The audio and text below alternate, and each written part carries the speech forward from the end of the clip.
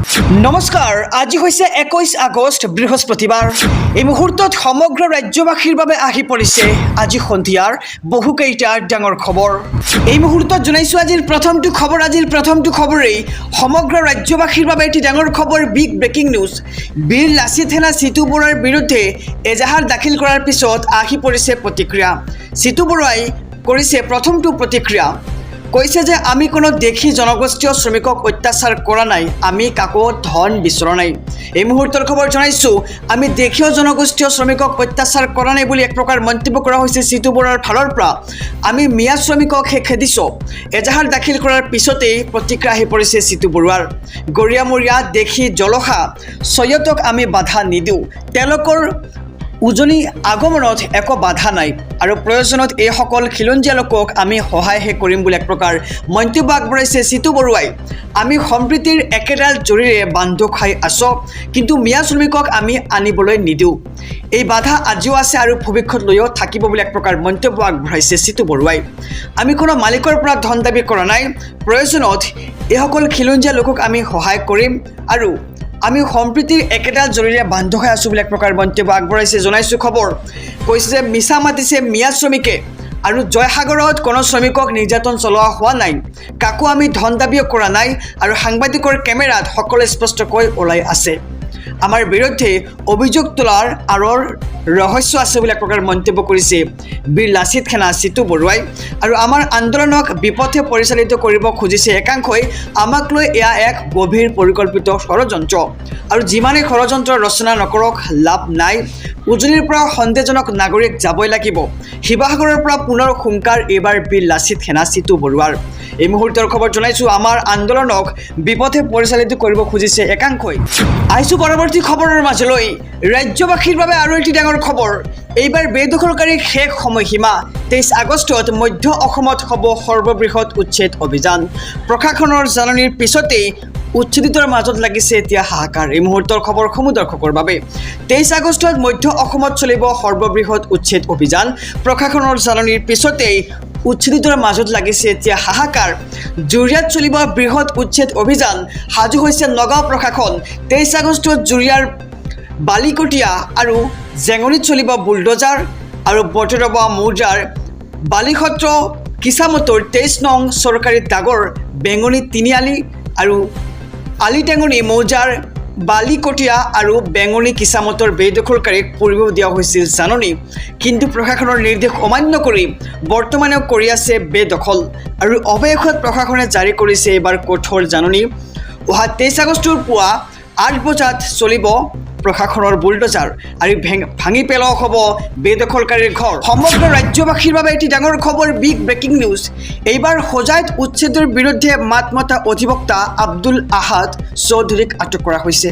এই মুহূৰ্তৰ খবৰ জনাইছোঁ, উচ্ছেদৰ বিৰুদ্ধে মাত মাতি আটক হ'ল অধিবক্তা আব্দুল আহাদ চৌধুৰী।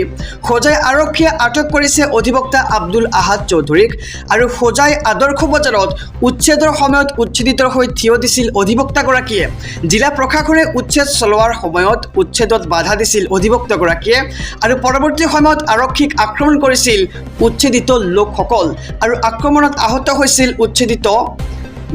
উচ্ছেদত নিযুক্ত হৈ থকা আৰক্ষী আৰু অধিবক্তাগৰাকীৰ বিৰুদ্ধে হোজাই আৰক্ষী 262/25 নম্বৰত গোচৰ ৰুজু কৰি আৰু US 121/2/1913 আৰু 351/3/612 BNS ধাৰা সন্নিৱিষ্ট কৰিছে আৰু উচ্ছেদৰ বিৰুদ্ধে মাত মাতি আটক হ'ল এইবাৰ অধিবক্তা আব্দুল আহাদ চৌধুৰী।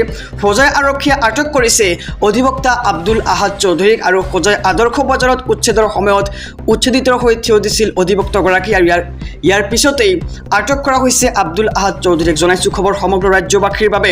জিলা প্ৰশাসনে উচ্ছেদ চলোৱাৰ সময়ত উচ্ছেদিত বাধা দিছিল অধিবক্তাগৰাকী আৰু পৰৱৰ্তী সময়ত আৰক্ষীক আক্ৰমণ কৰিছিল উচ্ছেদিত লোকসকল আৰু আক্ৰমণত আহত হৈছিল উচ্ছেদত নিযুক্তি হৈ থকা আৰক্ষী আৰু অধিবক্তাগৰাকীৰ বিৰুদ্ধে হোজাই আৰক্ষীয়ে গোচৰ ৰুজু কৰি আটক কৰে অধিবক্তাগৰাকীক।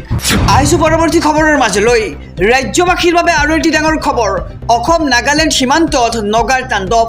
আৰক্ষীক বাধা একাংশ নগাৰ উত্তপ্ত হৈছে পৰিস্থিতি এই মুহূৰ্তৰ খবৰ জনাইছো এছপি অসম মিডিয়াৰ সমুদৰ্শকক অসম নাগালেণ্ড সীমান্তত নগাৰ তাণ্ডৱ আৰু উচ্ছেদস্থলীত গছপুলি ৰোপণত বাধা এইবাৰ নগাৰ অসম আৰক্ষীৰ সৈতে তৰ্কত লিপ্ত হৈছে একাংশ নগা সীমান্তত নগাই হাতত তুলি ল'লে মাৰণাস্ত্ৰ আৰু হাতে হাতে লাঠি জং ওলাই আহিছে নগা আৰু সীমান্তৰ মধুপুৰত নগাৰ বাধাৰ সন্মুখীন বন বিভাগ উৰিয়ামঘাট সীমান্তত সংঘটিত হৈছে এই ঘটনা বন বিভাগে গছপুলি ৰোপণৰ বাবে যাৱতীয় কাম কাজ চলাই থকাত বাধা একাংশ নগাৰ আৰু অসম নাগালেণ্ড সীমান্তত এইবাৰ নগাৰ তাণ্ডৱ দেখিবলৈ পোৱা গৈছে উচ্ছেদস্থলীত গছপুলি ৰোপণত বাধা দিয়া হৈছে আৰু অসম আৰক্ষীৰ সৈতে তৰ্কত লিপ্ত হৈছে একাংশ নগা সীমান্তত নগাই হাতত তুলি ল'লে মাৰণাস্ত্ৰ আহিছোঁ আন এক খবৰৰ মাজলৈ চিতু বৰুৱা বজাৰৰ আলু পিঁয়াজ নহয় মিয়াৰ বিৰুদ্ধে চলি যাব আমাৰ সংগ্ৰাম এই মুহূৰ্তৰ খবৰ জনাইছোঁ ৰাজ্যবাসীৰ বাবে আৰু এটি ডাঙৰ খবৰ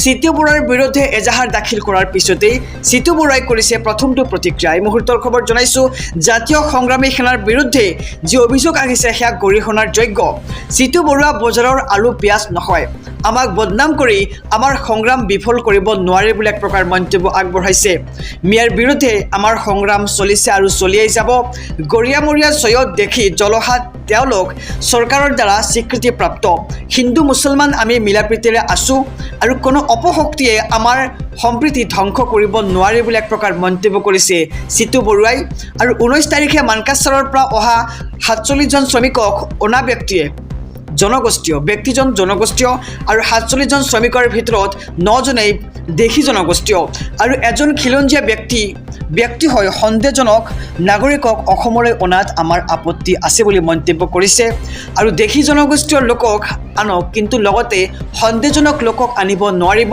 আৰু এজাহাৰ দাখিল কৰাৰ পিছতে স্পষ্টীকৰণ জাতীয় সংগ্ৰামী সেনাৰ আহিছোঁ আন এক খবৰৰ মাজলৈ উজনিত মিয়া সুৰক্ষিত নহয় সংখ্যালঘু সংগঠনে সচেতন কৰি উভতাই পঠিয়ালে মিয়া শ্ৰমিকক এই মুহূৰ্তৰ খবৰ জনাই যাম যেহেতু এবাৰ উজনি অসমত মিয়া খেদা আন্দোলন চলিছে আৰু ইয়াৰ মাজতেই এবাৰ সংখ্যালঘু সংগঠনে সচেতন কৰি উভতাই পঠিয়াই দিলে মিয়া শ্ৰমিকক এই মুহূৰ্তৰ খবৰ জনাই যাম উজনিত মিয়া শ্ৰমিক সুৰক্ষিত নহয় সংখ্যালঘু সংগঠনে সচেতন কৰি উভতাই পঠিয়াই দিলে মিয়া শ্ৰমিকসকলক উজনিলৈ যোৱা মুছলমান শ্ৰমিকক বাধা সংখ্যালঘু সংগঠনৰ বিশ্বনাথৰ বিভিন্ন গাঁৱৰ পৰা গোলাঘাটত কাম কৰিবলৈ গৈছিল শ্ৰমিকসকল আৰু পুৱাই সংখ্যালঘু সংগঠনৰ বাধা প্ৰদান কৰে আৰু উজনিত মুছলমান শ্ৰমিকৰ নিৰাপত্তা সুনিশ্চিত নহয় বুলি এক প্ৰকাৰ কৰিছে মন্তব্য আৰু সেয়েহে উজনি অসম ত্যাগ কৰিব লাগে মুছলমান শ্ৰমিকে একাংশ জাতীয়তাবাদী নেতাই মিয়াখেদাৰ নামত মুছলমানক টাৰ্গেট কৰি লৈছে জিলা প্ৰশাসনেও এই ক্ষেত্ৰত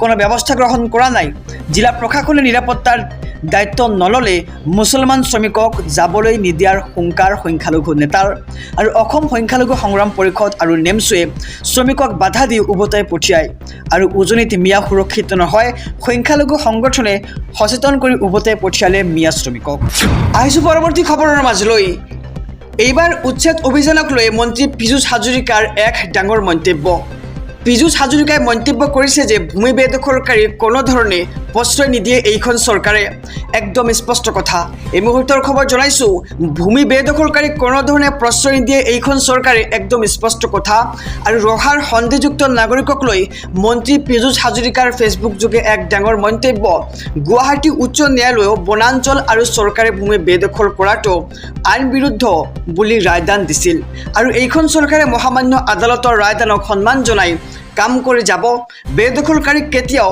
কোনো ধৰণে আমাৰ চৰকাৰে আশ্ৰয় নিদিয়ে সেয়া একদম স্পষ্ট কথা আৰু ৰহাৰ চেঙাজানত চৰকাৰী ভূমিৰ পৰা বেদখলকাৰীক উচ্ছেদ কৰাৰ পাছতো স্থান ত্যাগ নকৰাৰ হুংকাৰ দিছে একাংশই আৰু কাৰ সাহসত এনেধৰণে উচ্ছেদিতই হুংকাৰ দিবলৈ সাহস পাইছে বুলি ফেচবুক যোগে প্ৰশ্ন উত্থাপিত কৰিছে মন্ত্ৰী পীযুষ হাজৰিকাই আৰু এইখন চৰকাৰে ৰাজ্যৰ স্বাৰ্থত ৰাজ্যৰ সুৰক্ষাৰ বাবে কাম সদায় কৰি যাব আৰু ফেচবুক পোষ্ট কৰি মন্ত্ৰী পীযুষ হাজৰিকাই দিলে এই সকিয়নি এই মুহূৰ্তৰ খবৰ জনাই গৈছোঁ ডাঙৰ খবৰ সমগ্ৰ ৰাজ্যবাসীৰ বাবে ভূমি বেদখলকাৰীক কোনো ধৰণে প্ৰশ্ৰয় নিদিয়ে এইখন চৰকাৰে একদম স্পষ্ট কথা ৰহাৰ সন্দেহযুক্ত নাগৰিকক লৈ মন্ত্ৰী পীযুষ হাজৰিকাৰ ফেচবুক যোগে এই ডাঙৰ মন্তব্য গুৱাহাটী উচ্চ ন্যায়ালয়েও বনাঞ্চল আৰু চৰকাৰী ভূমি বেদখল কৰাটো আইন বিৰুদ্ধ বুলি ৰায়দান দিছে আহিছোঁ পৰৱৰ্তী খবৰৰ মাজলৈ সমাগত বিটিআৰ নিৰ্বাচন আৰু নিৰ্বাচনৰ প্ৰাক মুহূৰ্তত শক্তি বৃদ্ধি পালে UPPLৰ ৩ শতাধিক লোকৰ UPPLত যোগদান। এই মুহূৰ্তৰ খবৰ জনাইছোঁ SB অসম মিডিয়াৰ